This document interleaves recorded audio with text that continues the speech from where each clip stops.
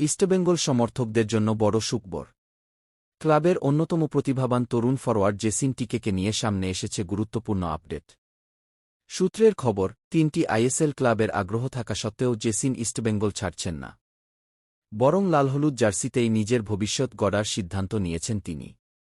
জানা যাচ্ছে, খুব শীঘ্রই ইস্টবেঙ্গলের সঙ্গে 2 বছরের নতুন চুক্তিতে সই করতে চলেছেন এই কেরালার স্ট্রাইকার। শুধু নতুন চুক্তিই নয়, জেসিনকে নাকি আসন্ন মৌসুমে আইএসএল মূল দলে সুযোগ দেওয়ার আশ্বাসও দিয়েছে ক্লাব।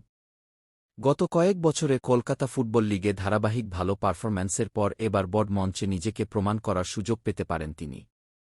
মাত্র কয়েক বছর আগেই কেরালা ইউনাইটেড থেকে ইস্টবেঙ্গলে যোগ দিয়েছিলেন জেসিন। এরপর সিএফএলে একের পর এক গুরুত্বপূর্ণ গোল করে নজর কেড়েছেন সমর্থক এবং কোচিং স্টাফের।